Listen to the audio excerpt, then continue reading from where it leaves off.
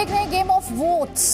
BJP के बारे में कहा जाता है कि सोशल इंजीनियरिंग करके यूपी में पिछड़ों का ऐसा जातीय समीकरण बना दिया जिसके आगे दूसरे दलों का सारा गणित फेल हो गया। बीजेपी ने ओबीसी के उस हिस्से को टारगेट किया जो यूपी की आबादी के करीब 55% माने जाते थे। इसके दम पर बीजेपी लगातार 3 चुनाव यानी 2014, 2017 और 2019 यानी 2014 और 2019 के लोकसभा चुनाव और 2017 के असेंबली इलेक्शन में बीजेपी ने परचम लहराया। अब बीजेपी के इस सफल फॉर्मूले को बुलाने की कोशिश समाजवादी पार्टी कर रही है। समाजवादी पार्टी की पहली लिस्ट में इस बार रिकॉर्ड 46 गैर यादव ओबीसी को टिकट देकर बीजेपी के सामने चुनौती पेश करने की कोशिश की गई है। इस बार के चुनाव में बीजेपी और समाजवादी पार्टी की सीधी टक्कर को लेकर एक परसेप्शन बनाई जा रही है और साथ ही ओबीसी वोटर्स को लुभाने की भी पूरी कोशिश हो रही है। सवाल यह है कि क्या सत्ता के लिए राजनीतिक दल पिछड़ों पर दांव लगा रहे हैं? यूपी में ओबीसी का हाथ किसके साथ है? पिछड़ों का साथ किस पार्टी की बनेगी बात, ये अपने आप में बड़ा सवाल है। कई खास मेहमान हमारे साथ हैं। प्रेम शुक्ला बीजेपी का पक्ष रखने के लिए, तहसीन पूनावाला कांग्रेस पार्टी का पक्ष रखने के लिए, कपीश श्रीवास्तव समाजवादी पार्टी का पक्ष रखने के लिए और सतीश प्रकाश बहुजन समाज पार्टी का पक्ष रखने के लिए साथ हैं। कपीश श्रीवास्तव जी, अब माय तो हो गया, ओबीसी से अब सत्ता पाना चाहती है समाजवादी पार्टी, आपके विरोधी कह रहे हैं। सबसे पहली चीज तो हम ये कहेंगे कि विरोधियों को विरोधियों की सोच मुबारक, क्योंकि उन्हों को तो देश बांट करके ही दिखता है, देश तो समेकित होकर के उन्हें दिखता नहीं है। और अपने करते हैं तो रासलीला होती है, दूसरे करते हैं तो उनकी कैरेक्टर ढीला कर देते हैं। लेकिन चीज इस बात की है कि इस देश में वहां तक जहां न्याय नहीं पहुंचा है, हर पार्टी को कोशिश करनी चाहिए कि उन लोगों को पावर्ड किया जाए, उन लोगों को स्टेटस को उठाया जाए ताकि मां भारती का स्टेटस ऊपर हो सके, अच्छी प्रगति और विकास हो सके। तो समाजवादी पार्टी ने जो राजनीति की वो जोड़ने की राजनीति की, और भारतीय जनता पार्टी ने आज तक जो भी राजनीति की है वो तोड़ने की राजनीति की, और आपको उसका कारण स्पष्ट है। कपीश जी, तोड़ने की जोड़ने की राजनीति तो अब कौन कितनी करता है और राजनीतिक दल कितनी करते हैं मुझे कहना चाहिए, वो तो इस देश की जनता जो है वो देखती भी है और समझती भी है। आप कुल मिलाकर ये बात मान रहे हैं कि बीजेपी का जो ओबीसी को लेकर समीकरण है, आपने अब उसी सियासी पिच पर आकर खेलने की तैयारी कर ली है? नहीं, वो तो हमारी सियासी पिच पर खेल रहे थे लेकिन एक चीज जरूर थी कि वो तोड़ करके खेल रहे थे, हम जोड़ करके खेल रहे थे। और देखिए 16 विधायक जिनमें की 3 कैबिनेट मंत्री इनकी पार्टी छोड़े हैं और उनमें से 12 समाजवादी पार्टी के साथ हैं, उनमें से 9 जो है वो ओबीसी हैं। उन्होंने निकलते समय जो इनके ऊपर प्रश्न चिन्ह लगाए हैं, क्या वो सामने नहीं दिखते? अब वो तो छोड़ दीजिए, केशव प्रसाद मौर्य जी जब अभी सरसू गए थे तो उन्हीं के पिछड़े लोगों ने, समाज के लोगों ने उनसे हकदारी की बात की और हाथापाई तक की नौबत आ गई। तो आप सोचिए कि स्टूल पे बैठने वाले लोग कहां पहुंचे। नहीं, कुल मिलाकर आप ये मान रहे हैं कि उत्तर प्रदेश में अब ये लड़ाई ओबीसी वोट बैंक के लिए हो रही है? उत्तर प्रदेश में ये लड़ाई एक विनाश लीला खेलने वाली पार्टी की सरकार को समाप्त करने के लिए हो रही है और ये जोड़ने की राजनीति हो रही है। इन्होंने तोड़ करके राजनीति की और विप्लव ला दिया उत्तर प्रदेश में। हम विकास की सोच रखते हैं। आपका दावा है कि आप जोड़ने की राजनीति करते हैं क्योंकि आपकी पार्टी के जो उम्मीदवार हैं उनके जिस तरह के बयान हैं, जिस तरह के वीडियो सामने आए हैं, बहुत सारे सवाल खड़े होते हैं और साथ ही वो गुस्सा भी दिखाई देता है। गुस्सा दिखाई देता है, जो आपका कोर वोटर माना जाता है उसके अंदर के गुस्से को दिखाने वाले वीडियोज भी सामने आए हैं। खैर, आप बीजेपी पर आरोप लगा रहे हैं। प्रेम शुक्ला ये कह रहे हैं आप इनकी पिच पर खेल रहे हैं, ये आपकी पिच पर नहीं, आप इनकी पिच पर खेल रहे हैं।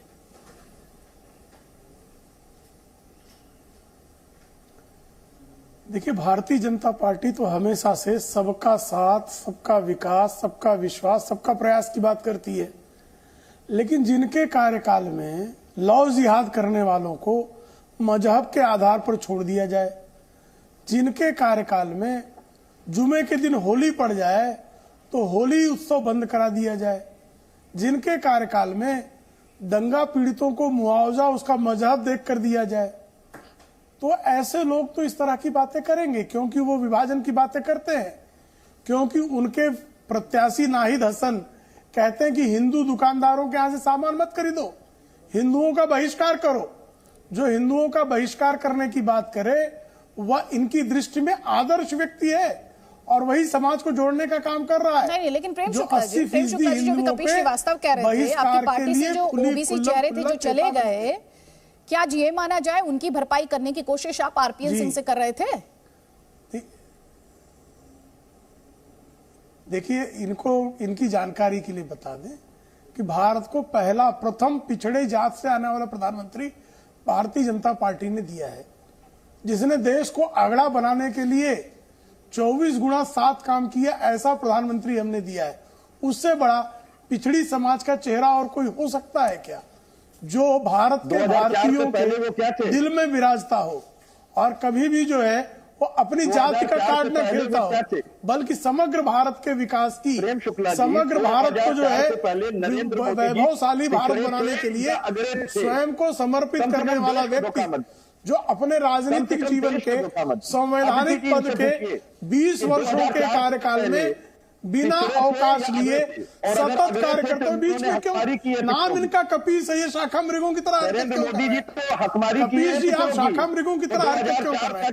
किटकिटाने की आवश्यकता नहीं है। मैं आपको उन्होंने आपके बीच में एक बार इंटरप्ट नहीं किया, प्लीज सर। और दूसरे भी पैनलिस्ट हैं। प्रेम शुक्ला जी, 30 सेकंड बात पूरी कर लीजिए सर, प्लीज। देखिए, तो हम तो सबका साथ सबका विकास की जब बात करते हैं तो उसमें अगड़ा भी आता है, पिछड़ा भी आता है, उसमें अमीर भी आता है, मध्यम वर्गीय भी आता है, गरीब भी आता है। हम जब लाभार्थी योजनाएं देते हैं, उत्तर प्रदेश में 18 करोड़ लाभार्थी हैं, संख्या 18 करोड़ की, उसमें अगड़ा भी है, पिछड़ा भी है, वंचित भी है, शोषित भी है, हर मजहब का व्यक्ति है।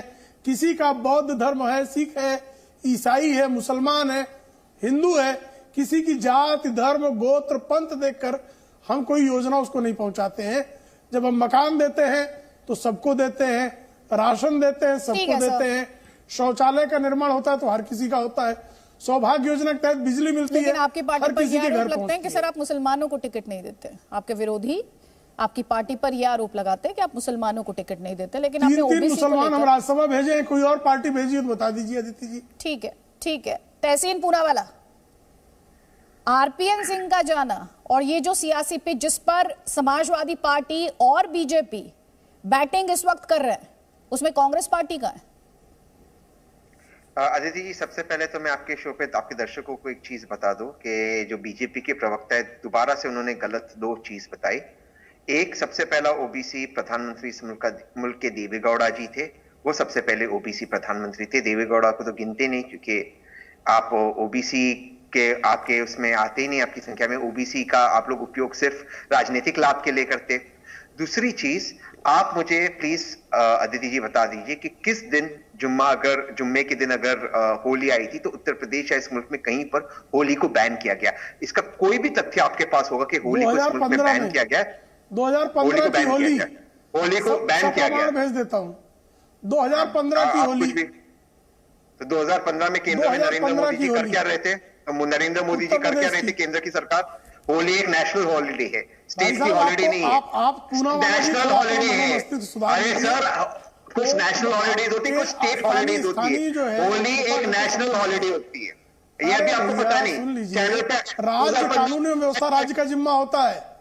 मोदी जी सब देख लेंगे, आप क्या करेंगे? अखिलेश सिंह के तलवे चाटेंगे? हाँ, इमरान मसूद को तलवा चाटेंगे? मुस्लिम पार्टी बन जाएंगे? स्टेट कैसे कैंसिल करेगी नेशनल हॉलिडे? मुस्लिम पार्टी को तो अच्छा ही लगा होगा, मैं समझ रहा हूँ। आप प्रसन्न नहीं होंगे, मुस्लिम पार्टी प्रसन्न हुई होगी, समझ सकता हूँ मैं। ये जो जिन्नावादी पार्टी है राहुल गांधी वाली, मुद्दे पर थोड़ा सा रहते हैं, मुद्दे पर आते हैं। ओबीसी को लेकर जो मेरा सवाल था तहसीन पूनावाला, 30 सेकंड्स आपके पास, प्लीज उसका जवाब। उसके बाद सतीश प्रकाश जी, जल्दी जल्दी प्लीज। संक्षेप में, उत्तर प्रदेश में लड़ाई 2 पार्टीज के बीच में है, समाजवादी पार्टी और कांग्रेस। और मैं आपके शो पे कह रहा हूं, इन 5 सूबों में जो चुनाव हो रहे, बीजेपी इनमें से कहीं नहीं जीतने वाली है, और उत्तर प्रदेश में लड़ाई समाजवादी पार्टी और कांग्रेस के बीच में। अच्छा, कितनी सीटें कांग्रेस पार्टी निकाल रही है? जब आप इतना बड़ा दावा कर रहे हैं, कितनी सीटें कांग्रेस पार्टी निकाल रही है?